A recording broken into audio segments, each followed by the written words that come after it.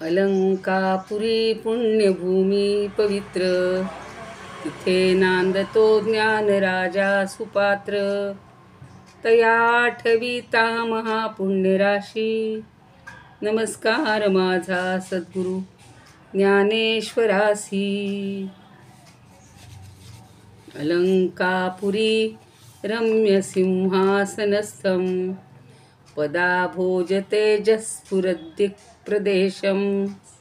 विधीन्द्रादिदैवः सदा स्तूयमानं, समाधिस्थमूर्तिं भजे ज्ञानदेवं. समाधिस्थमूर्तिं भजे ज्ञानदेवं. माता यस्य तपस्विनी च जनको, वैराग्यरागान्वितः. भ्रातारो गुरुणा निवृत्तिसहिता, निर्वृत्तिका संस्थिताः. इत्थं साधु कृपान्वितां स्वयमहो, ज्ञानामृतेनावृतं. वन्दे तं करुणाकरं प्रभुवरं, श्रीसन्तज्ञानेश्वरं. श्रीसन्तज्ञानेश्वरं. 65 हरिपाठकौ च सुलभौ, सुज्ञाय चाज्ञाय च. गाथा स्वानुभवामृते रसयुते, भक्ताय मुक्ताय च. सर्वेषांच हिताय येन ग्रथितं, ज्ञानं तु गीतामृतं. वन्दे तं करुणाकरं प्रभुवरं, श्रीसन्तज्ञानेश्वरं. श्रीसन्तज्ञानेश्वरं. ज्ञानेश्वर महाराज की जय. पंढरीनाथ भगवान की जय.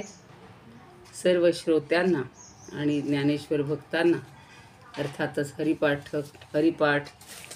चांगदेव पासष्टी भक्तांना सादर वंदन. खूप दिवसाच्या विश्रांतीनंतर आज आपण भेटत आहोत. मार्च महिना सुरू झाला. आजची तारीख छान आहे, 3/3 म्हणजे तिसरा महिना आहे, 3च तारीख आहे. आता काही विशेष खंड पडण्याचं कारण नाही आहे. आपल्याला चांगदेव पासष्टी 41पर्यंत आपण चाललेले आहोत, ओव्या पाहिलेल्या आहेत. आणि ज्ञानदेव कसं आपल्याला समजावून सांगतायत की चांगदेव आणि ज्ञानदेव यांच्यामध्ये जसा भेद नाही आहे, तसाच प्रत्येक भक्त आणि ज्ञानदेव किंवा प्रत्येक भक्त आणि भगवान यांच्यामध्ये असा भेद नाहीच आहे. आपण सगळे जर त्याला एकदा समजून घ्यायला लागलो, आपल्या अंतरंगात असणाऱ्या भगवंताला जर समजून घ्यायला लागलो, तर आपल्यामधलं हे द्वैत संपेल. आणि 41वी ओवी अशी पाहिलेली होती की गोडीनंच गोडी काय चाखायची, किंवा गोडीनंच किंवा स्वादानंच स्वाद कसाच म्हणजे असं टाकता येईल का. कारण जिभेला समजतं गोडीचेतलं, म्हणजे रसांचे फरक समजतात. पण हे सगळं दुसरा पदार्थ जर असेल तर त्याची ती गोडी किंवा त्याची चव आपल्याला चाखता येते. दोन्ही जर एकच झालेले आहेत, जिव्हा गोडी जाणते, पण वस्तूतील विशिष्ट गोडी जशी आहे तशी ही आत्मसत्तेच्या साह्यानं होत असते. आणि एकच वस्तू अनेकांनी खाल्ली तरी स्वादात कोणताही फरक पडत नाही. आता कालच आम्ही आमच्या महाविद्यालयाच्या एका मीटिंगला गेलेलो होतो. तर अर्थातच सगळ्यांना माहिती आहे की मीटिंग झाली की काहीतरी इटिंग असतंच.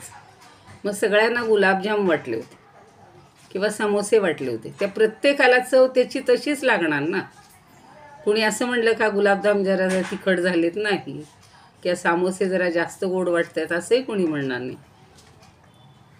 तर स्वादामध्ये तसा भेद काही होत नाही किंवा फरक पडत नाही. तसं सर्वांचे किंवा तुझे आणि माझे अधिष्ठान हे आत्मतत्व एकच आहे. मी आत्ताच सांगितलं की फक्त चांगदेवांचं ज्ञानदेवांचं अधिष्ठान आत्मतत्व फक्त नाही आहे, तर आपल्या सगळ्यांचं एकच आहे. आता इथे आपण जेवढे जमलेले आहोत, परवा आम्ही माधव काकांच्या 75ला भेटलो होतो आळंदीला. तिथे जेवढे काही 40-50 जण आलेले होते, ते सगळे त्या काकांशी अगदी एकरूप झालेले होते, त्यांच्या सगळ्या विचारांशी, त्यांचे सगळे हे. आणि नंतर कुणीच असा भेदभाव मानत नव्हतं. म्हणजेच हा आत्मतत्वाचा अनुभव हा प्रत्येकामध्ये तोच आहे. आता काल आम्ही इथं परत आल्यानंतर आमच्या दोघांमध्ये अशी चर्चा चालली होती की हे म्हणाले की म्हणे जे सजीव आहेत, जे प्राणीमात्र आहेत, भूत आहेत सगळे, याच्यामध्ये आत्मतत्व आहे हे मला मान्य आहे. पण ज्या गोष्टी निर्जीव आहेत किंवा अचर आहेत, स्थूल आहेत, ज्या अचेतन आहेत, त्यांच्यामध्ये ते आत्मतत्व कसं आहे. तर या सगळ्याचा विचार थोडासा आपण करायला पाहिजे. कारण आ ब्रह्मस्तंभ पर्यंतम सर्वम मायामयम जगत सत्यम सत्यम पुनः सत्यम हरेर नामेव केवलम असं तिथं म्हटलेलं आहे. पण ज्या निर्जीव गोष्टी दिसत आहेत या सगळ्या मायामय जगत आहे, हे सत्य नाहीच आहे. सत्य फक्त एकच गोष्ट आहे, ती म्हणजे आत्मतत्व. आता 42वी ओवी आपण पाहणार आहोत. सगळ्यांनी छान म्हणूयात. असेल पुस्तक प्रत्येकाजवळ तर म्हणण्याचा प्रयत्न करा. खूप सुंदर, अगदी इतकी जवळीकता दाखवतात ना ज्ञानदेव की आपण सुद्धा त्यांच्या जवळचेच, आपल्याला काही ते असे दूरचे वाटतच नाहीत. पहिल्यापासूनच म्हणा ज्ञानदेवांनी सगळ्यांना आपलंसं केलेलं आहे. सखया तुझे निउद्देशे, सखया तुझे निउद्देशे उल्हास उद्देशे भेटावया जीव उल्हासे, भेटावया जीव उल्हासे की सिद्ध भेटी विसकुसे ऐसिया बिहे, की सिद्ध भेटी विसकुसे ऐसिया बिहे. सिद्ध भेट म्हणजे स्वतः सिद्ध भेट. आपली जी भेट होतीये ती कशी आहे? उद्देश आहे, म्हणजे काहीतरी निमित्ताने. तुझे नि उद्देश आहे म्हणजे तुझ्या भेटीच्या उद्देशानं, निमित्तानं. भेटावया जीव उल्हास आहे. आपल्याला सुद्धा किती उत्सुकता असते ना एखाद्याला भेटायचं असेल तर. आता सगळेजण त्या माधव काकांचं आपल्यासारखंच ऑनलाईन सगळं ज्ञानेश्वरीचं ज्ञान म्हणा किंवा अनुभव, अनुभूती ऐकत होते. पण जेव्हा त्यांना प्रत्यक्ष भेटायची संधी मिळाली, त्यांच्या 75च्या निमित्तानं मिळाली, तेव्हा जी उत्सुकता होती आणि भेटल्यानंतरचा जो एक परमानंद होता तो वेगळाच असतो. म्हणून ते म्हणतायत की भेटावया जीव उल्हास आहे. तुम्हाला भेटण्यासाठी आमचा जीव अगदी उल्हसित होत आहे. आणि तू कसा आहेस, तू कसा आहेस हे पाहण्यासाठी सिद्ध भेटी विसकुसे. विसकुसे म्हणजे प्रत्यक्ष भेटीमध्ये काही बिघाड येईल का, विस्कटल का. जसं आपण इस्त्रीचे कपडे आणले की ते अलगद अगदी उचलून ठेवत असतो. मला तर पुन्हा ते हँगरला लावायला सुद्धा आवडत नाहीत. कारण का की तरी इतक्या छान घड्या केलेल्या असतात, त्या विस्कटू नयेत. किंवा आपण धुवून आलेले कपड्यांचे छान घड्या घालतो, असं वाटतं पुन्हा ते कपडे वापरूच नाहीत, तशीच घडी छान राहावी. तसं आता इथं ज्ञानदेव काय म्हणतात की तुला भेटण्याच्या निमित्तानं काही विसकुसे, काही बिघाड होईल का, काही विस्कटल का आपल्यातलं नातं जे आहे ते.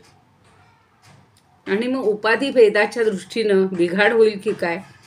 ऐसिया बिहे, बिहे म्हणजे मी घाबरतोय, भीतोय, या निमित्तानं मला भीती वाटते. अशी भीती वाटते की आत्ता आपण दोघंही एक आहोत, ही जी भावना आहे तीच तशीच राहायला पाहिजे. प्रत्यक्ष भेटीत ती काही विस्कटायला नको आणि त्याची मला भीती वाटते असं ते सांगतात.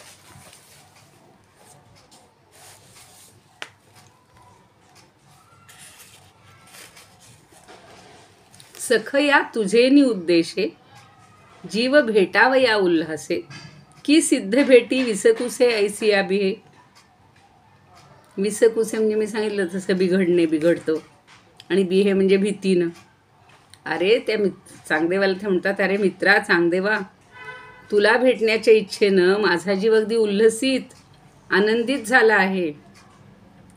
पण या आत्मरूपाने भेटण्यात जी सिद्धी आहे ती केवळ देहांची भेट होण्यामध्ये विस्कटून जाईल. आणि या कारणामुळं माझं मन तुला केवळ देहानं भेटण्यासाठी भीतंय. सोप्या शब्दात सांगितलंय बघा की अशी आत्मिक भेट वेगळी आहे. एकमेकांची मनं जुळली म्हणतात की आत्मतत्वानं भेटलेले आहेत. आता देहानं भेटून पुन्हा त्यात काहीतरी बिघाड नको यायला, नाही का. आपल्याला बघा एखाद्या व्यक्तीबद्दल फार उत्सुकता असते, कशी असेल, काय असेल. समजा आपल्या मुलाचं लग्न ठरवायचं असेल, मुलगी पाहायची असेल, तर तिचा बायोडेटा पाहतो, सगळी तिची कौतुकं पाहतो, छान सगळं असतं, फोटोही पाहिलेला असतो. आणि प्रत्यक्षात पाहू तर कदाचित काय असतं, सगळं वेगळं चित्र असतं. आणि मग एकदम आपलं मत बदलून जातं, बिघडून जातं, किंवा उलटंही होतं. त्या बायोडेटात काही कमतरता असेल, काहीतरी असेल, पण तरी आपण होतो बघूया तर खरं. आणि ती इतकी सुंदर, आपल्याला सगळे तिचे विचार, तिचा भाव, तिची सगळी वागण्याची पद्धत, आचरणाची, हे फार आवडते. पण आवडलं तर ठीक आहे, पण उलटं झालं तर तसं ज्ञानदेवांना वाटते की देहाची जेव्हा भेट होईल तेव्हा काहीतरी आपल्यामध्ये विसंगती तर होणार नाही ना, काही बिघडणार तर नाही ना. म्हणून ते थोडेसे मनातून धास्तावलेत, घाबरलेत, की त्यांना त्याचं भय वाटते.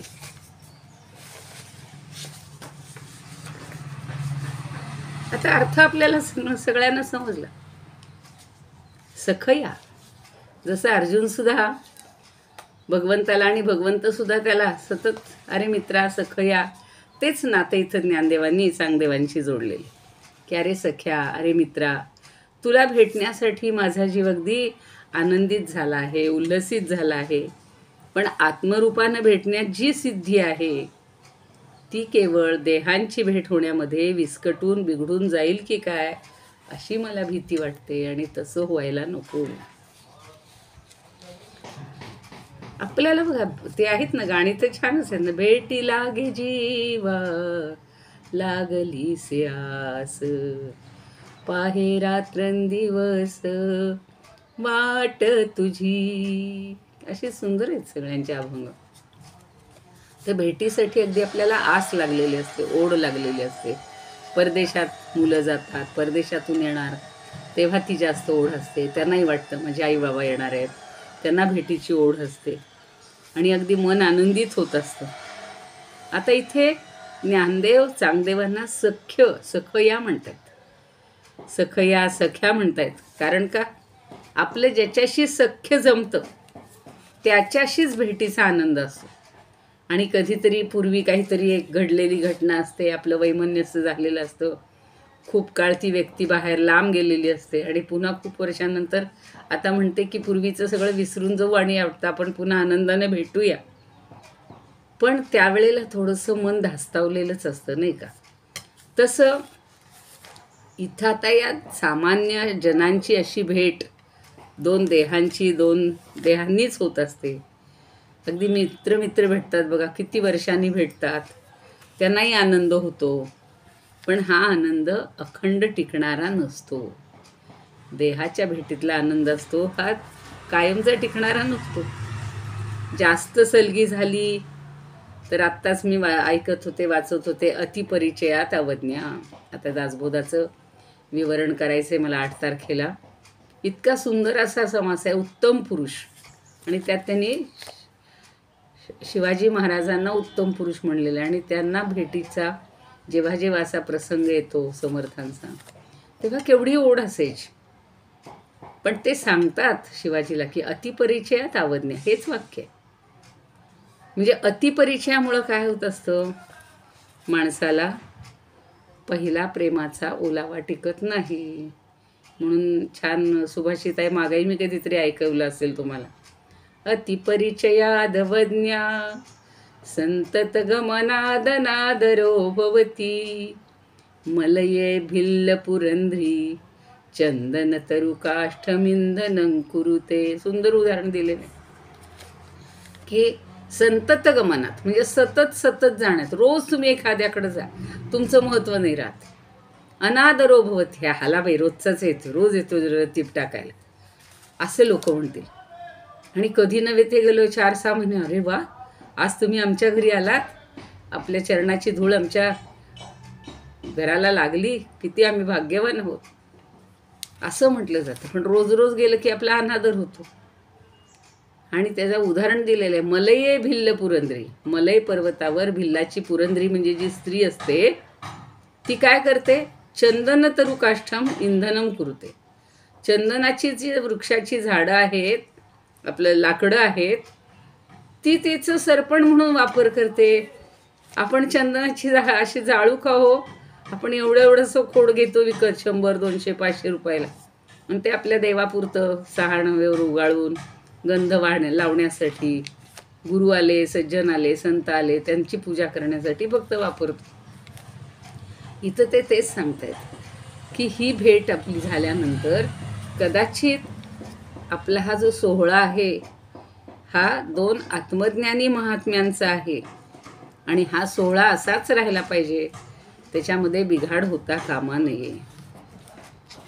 आता सखया म्हणत असताना ते त्याच्या आत्मस्वरूपाकडे पाहून म्हणतात, कारण सख्य, प्रेम, स्नेह हे कुणाबद्दल आहे? आत्म्याबद्दल आहे. ते अढळ आहे, नित्य आहे, अखंड आहे, कायम टिकणार आहे. स्वरूपी पाहता बिंबी बिंब उमटे, मेघ श्याम दाटे बुंथी मनी, असं एक आहे अभंग, की आत्मस्वरूपाकडं पाहणं त्याच्यासाठी कसं आहे तर बिंबी बिंब उमटे, बिंबामध्येच बिंब उमटतं. जसं सांगितलं होतं की आपल्या एका हातानं आपल्याच हातावर टाळी दिल्यासारखे चोळल्यासारखं आहे. तसं सखी प्रति सखी आदरे करी प्रश्न. जी सखी असते किंवा मित्र असतो त्याच्याशी आदरानं प्रश्न केला जातो. आणि मग कसा प्रश्न केलाय? जीव शिव पूर्ण कैसा दिसे. जीव आणि शिव हे दोन्ही एकत्रित आलेले आहेत, तर ते कसे दिसतील बरं? तेव्हा ज्ञानेश्वर महाराज चांगदेवांना सख्य भावानं पाहताना म्हणतात की जीव शिव भाव पूर्ण करून पाहत आहेत. आणि अनुभव खूण मी बोले, ही अनुभवाची खूण आहे आणि त्याच्यातून मी बोलतोय. कसे? मनसासह मी मन आणि वाणीसह थांबून जातो. तेथं ज्ञानोबा थांबत नाहीत. ते म्हणतात येणे कारणे मी बोलेन, बोली अरूपाचे रूप दावीन. ज्ञानेश्वरीतल्या उभे आहेत 6व्या अध्यायातल्या. अतिंद्रिय परिभोगवीन इंद्रिया करवी. हे सगळं कधी घडेल तर गुरुकृपेच्या आधारामुळं होणार आहे. की मी बोलेन, मी व्याख्यान करीन आणि बोली अरूपाचे रूप दाखवीन, आणि माझ्या बोलण्यामध्ये, माझ्या व्याख्यानामध्ये अरूपाचं, ज्याला रूप नाही, रूपरहित जे आहे ब्रह्मतत्व, त्याचं रूप दाखवीन. आणि जरी ते ब्रह्म इंद्रियांना दिसत नसलं, अगोचर असलं, तरीसुद्धा त्याचासुद्धा अनुभव इंद्रियांना येईल असं मी करीन. ही ज्ञानदेवांची प्रतिज्ञा. साक्षात ते विष्णूचे, कृष्णाचे अवतारच आहेत. हेच सिद्ध करतात. ते कसे? नाही तर तुम्ही आपण म्हणू का हो की आम्ही हे सिद्ध करून दाखवू? नाही, आपण सामान्य आहोत. आणि ज्ञानदेवांचा हा अवतार साधक, शिष्य, भक्त, मुमुक्षू या सगळ्यांना आत्मज्ञानी बनवण्यासाठी.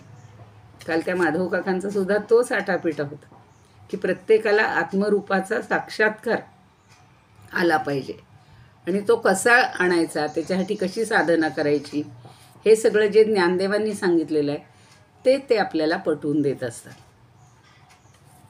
आता हे दोघंही देव कसे आहेत? ज्ञानाचेच आहेत. दोघंही ज्ञानी आहेत आणि ते इतरांनाही तसंच बनवू इच्छितात.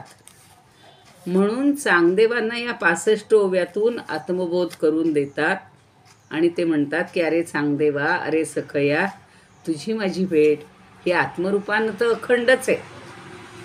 आपली सिद्ध भेट आहे, पण या सिद्ध भेटीमध्ये कुठंही बिघाड होऊ नये म्हणून मी जरा भीतोय रे.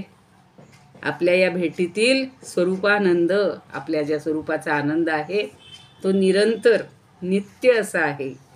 आणि ज्ञानेश्वर महाराजांनी चांगदेवांना प्रत्यक्ष सद्गुरू प्राप्तीनं, त्यांच्या प्रत्यक्ष कृपाप्रसादानं या आनंदाची प्राप्ती नंतर करून दिलेली आहे. आता आपल्याला मुक्ताबाईचे अभंगही काही माहिती आहेत. परवा आम्ही मुद्दाम मुक्ताबाईच्या अभंगाचे एक खास पुस्तक आणलं. आता निरविता चांगा, आता मुक्ताबाईला काय म्हणतो तो? निरविला चांगा मुक्ताबाई प्रती, यासी करा प्रतीत आत्मज्ञानी. चांग देवे चरणी न्यासीला मस्तक, मुक्ताबाई हस्त ठेवी माता. मुक्ताबाई त्यांची गुरु झालेली. सगळ्यांनी तिला गुरु हो म्हणून सांगितले आणि त्यांना हे सगळं पटवून दे. नकळे ब्रह्मादिका सद्गुरूंची हतवटी, केला उठा उठी निज बोध. एवढीशी चिमुकली पोरती, पण ती साक्षात चितकला आहे ना. मुक्ता नावच तिचं ठेवलेलं आहे आणि ती मुक्ताही आहे सगळ्यात. आणि म्हणून तिनं हा निजोबोध केलेला आहे. स्वरूपी अढळ ठेली चित्तवृत्ती, इंद्रिया विश्रांती तेणे सुखे.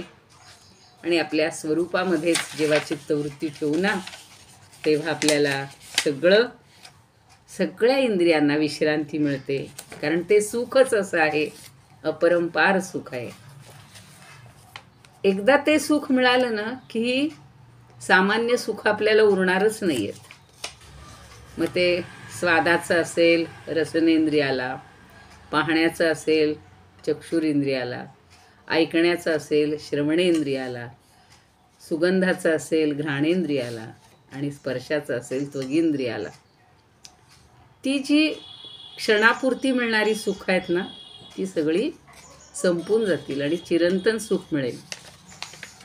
मग काय काय करायचं आहे, काय काय नाही. एक नळोबांची गाथा आहे का निळोबांची, आणि चांगदेव चरित्रामध्ये म्हटलेलं आहे, न लावीची मुद्रा कष्ट नाही अंगी. कुठल्या मुद्रा लावायला नकोत. केला राजयोगी जीवनमुक्त, त्याला एकदम जीवनमुक्तच करून टाकलं. लेवविला सर्वांगी 65चा अर्थ. तसा काही लिहायलो आपण, जसे कपडे घालतो अलंकार घालतो तसा या 65चा अर्थ सगळ्या अंगाला लावला आहे. म्हणजे लेवलाय म्हणजे अंगीकार केलाय.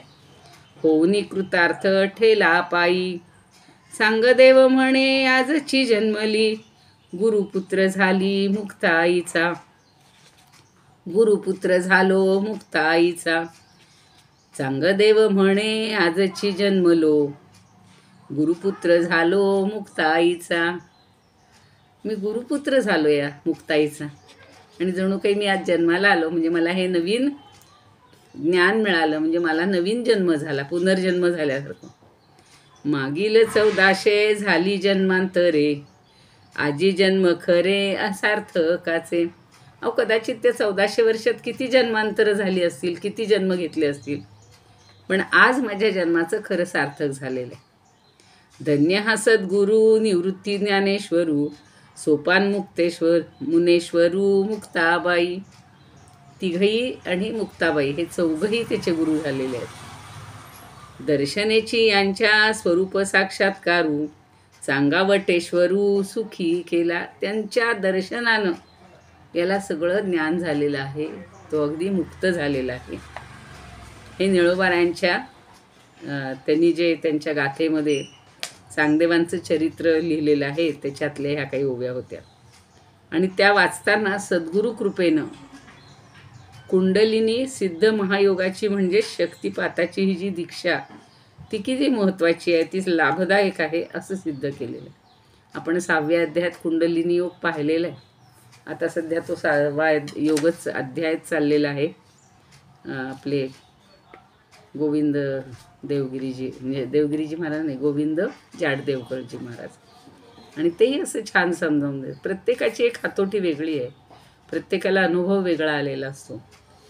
आणि म्हणून तात्पर्य असं सांगायचे की या 1400 वर्षाच्या हठयोगी चांगदेवांना संत मुक्ताबाईसारख्या बालवयाच्या सद्गुरूंनी राजयोगी जीवनमुक्त करून सुखी केलेला आहे.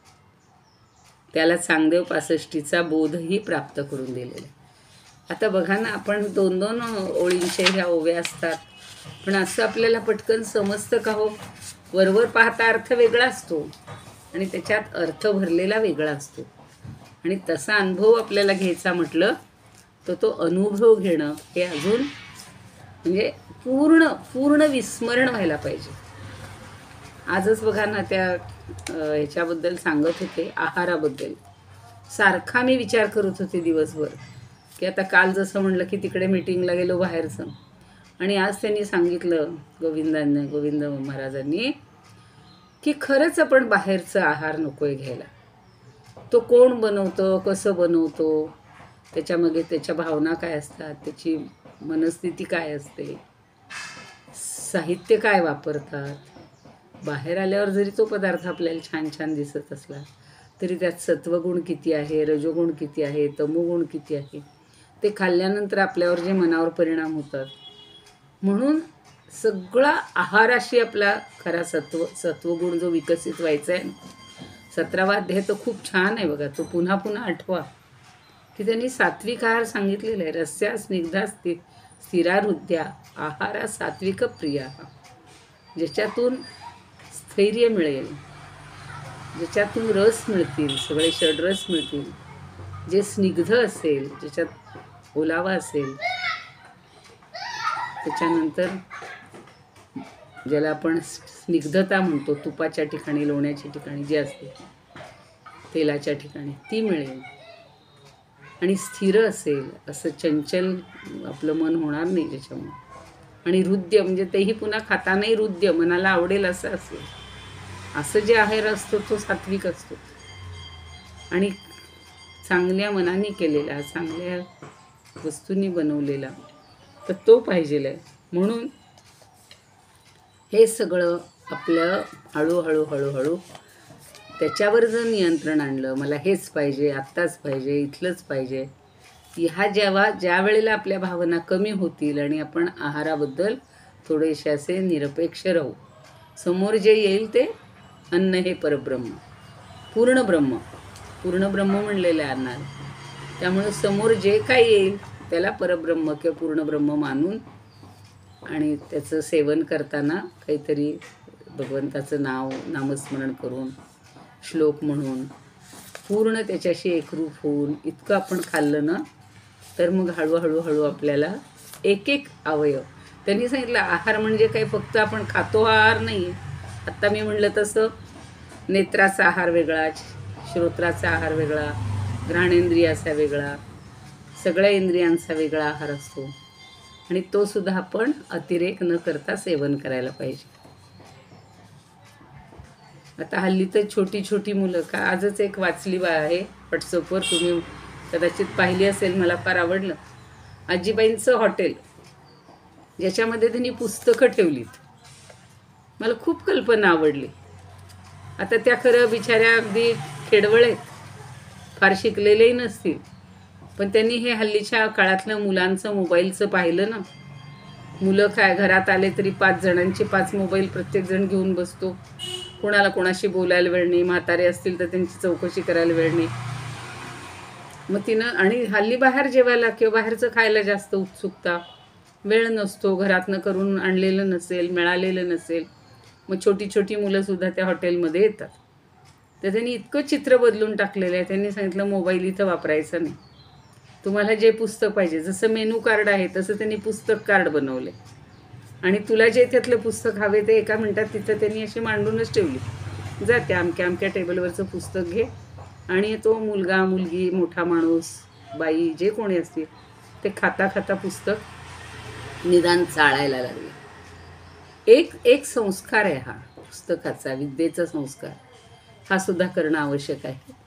म्हणून असे काही उपचार किंवा असे काही उपाय आपण सुद्धा करायला पाहिजेत. लहान मुलांना सुद्धा बघ, तुम्ही एखादी छान संतांची किंवा कुणाची एखादी छान गोष्ट किंवा संस्काराची एखादी गोष्ट, अगदी विवेकानंदांची सांगा, रामकृष्णांची सांगा, ज्ञानदेवांची सांगा, कुणाची एखादी सांगितला प्रसंग सांगता किंवा अगदी पशुपक्ष्यांच्या गोष्टी, त्या विष्णू शर्मांनी काय केलं, राजपुत्रांना चांगलं करण्यासाठी अगदी पशुपक्ष्यांच्या गोष्टी सांगितल्या आणि त्याच्यातून तत्त्वज्ञान सांगितलं, त्याच्यातून संस्कार केले की कसं वागलं पाहिजे, कुणाशी कसं वागलं पाहिजे.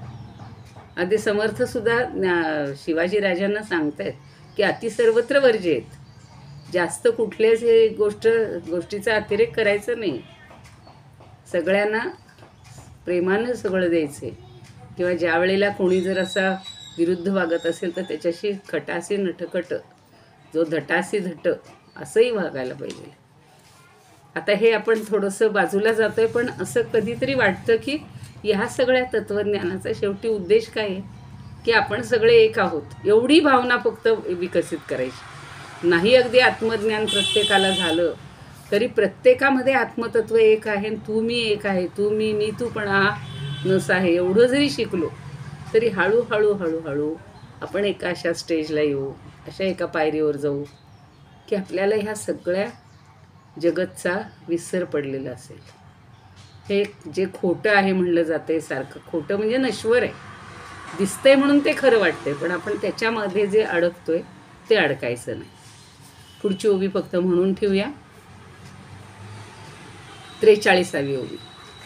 घेवो पाहे तुझे दर्शन, घेवो पाहे तुझे दर्शन, तव रूपा येवो पाहे मन, तव रूपा येवो पाहे मन, तेथे दर्शना होय अवजतन, तेथे दर्शना होय अवजतन, ऐसे गमो लागे, ऐसे गमो लागे. काय म्हणतात?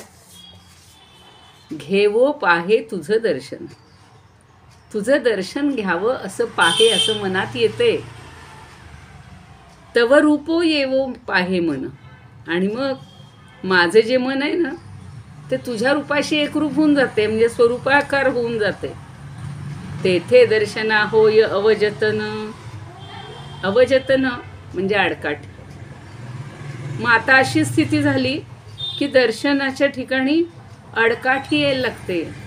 ऐसे गमो लागे, गमो लागे म्हणजे मला असं वाटू लागतंय की अशी स्थिती झाली असता दर्शनाचा व्यवहारच होत नाही आहे, काहीतरी तिथे अडकाठी येते.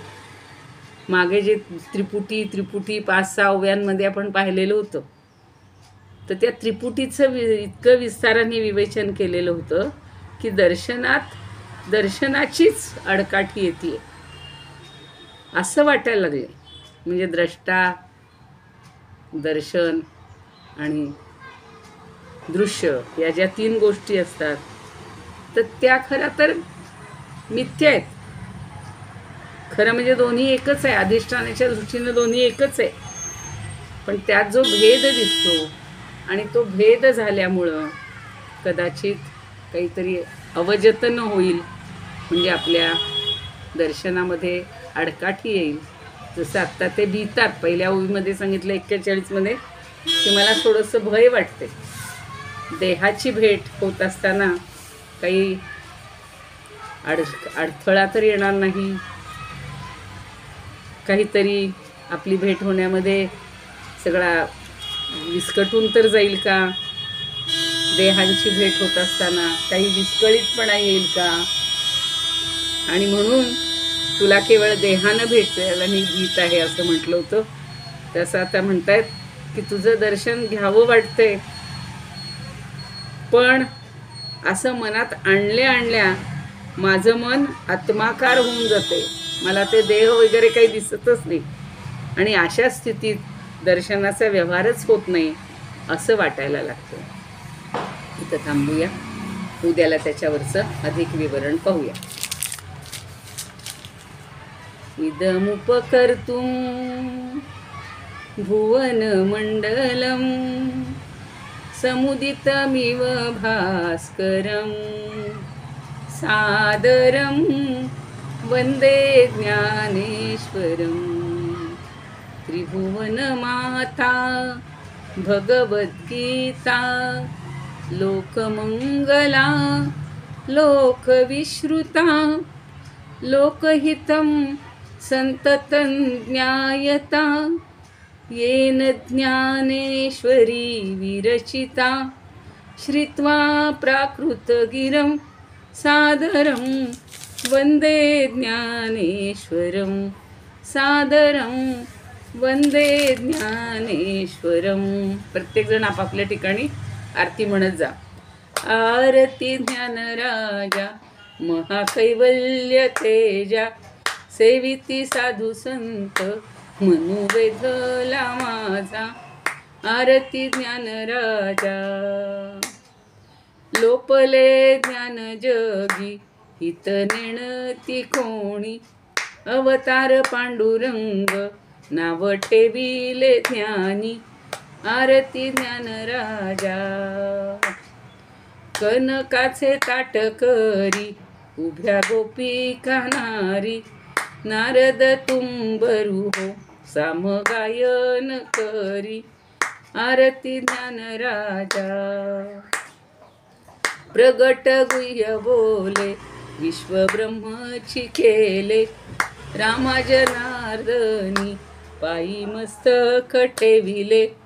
आरती ज्ञान राजा महाकैवल्य तेजा, सेविती साधू संत मनुवेदला माझा.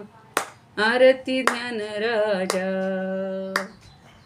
ज्ञानेश्वर महाराज की जय.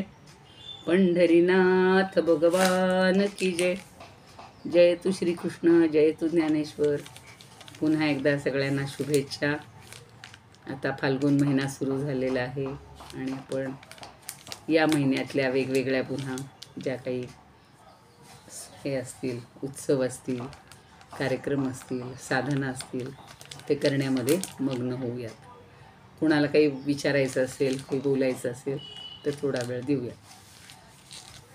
काय काय केलं सगळ्यांनी. मला एक गोष्ट सांगायची. आता आम्ही तिथे एक दिवस जे ज्ञानेश्वरीचं पारायण केलं, ती कल्पना मला फार आवडली आणि दादांनी आम्ही ठरवलं की आल्यानंतर सगळ्यांना सांगायचं. रोज आपलं एक पारायण होऊ शकतं ज्ञानेश्वरीचं, रोज. आता आपण किती जण आहात मला माहिती नाही, 20-25 जण तर असाल उपस्थित. तर समजा आज आता 3 तारीख आहे, सोमवार आहे. आता आज सुद्धा उरलेला दिवस आहे. आपल्याला अर्धा तास 1 तास फक्त एकेकानी एक अध्याय वाटून घ्यायचा. समजा मी पहिला घेतला, दुसरा दादांनी घेतला, तिसरा तुमच्यापैकी प्रत्येकाने असं ठरवून घेतला. आता एकदा असं ठरवलं की उद्यापासनं पुन्हा तेच आपण पुढं जात राहायचे. मागं मी जसं सांगितलं होतं दासबोधाचं आम्ही तसं करतो तसं. आणि कदाचित दुसरा अध्याय थोडा मोठा आहे किंवा 18वा मोठा आहे, 11वा मोठा आहे, 13वा, तर तिथे समजा दोघांना वाटून घ्यायचं असेल तरी घेऊ शकता. आणि तेवढा वेळ रोज ज्ञानेश्वरी आपण वाचायची म्हणजे वाचायची. आता आपल्या या ओव्यासुद्धा 43पर्यंत आलेलो आहोत आपण. तर रोज ही 1 ओवी वाचा, 2 ओव्या वाचा आणि 1 अध्याय वाचा. सलग आपलं रोज असं. मी जर पहिला वाचला असेल आणि बाकी कोणी जर 18पर्यंत 18व्या अध्यायाची आम्ही तिघात वाटणी करून घेतली होती, काका, दादा आणि आम्ही तिघांमध्ये. त्यामुळे 600 ओव्या, 500-600 ओव्याला 1 ते सव्वा तास लागतो फक्त. आणि तो आपण काढायचा. मग प्रत्येकानं आपली आपली वेळ ठरवून घ्या. आपण असं बंधन नाही घालणार की पहाटेच करा, दुपारीच करा. ज्याला जेव्हा जमेल तेव्हा करा आणि असं करत राहा. बरं, मीच सांगत राहिले. तुम्हाला कोणाला काही बोलायचं असेल तर बोला.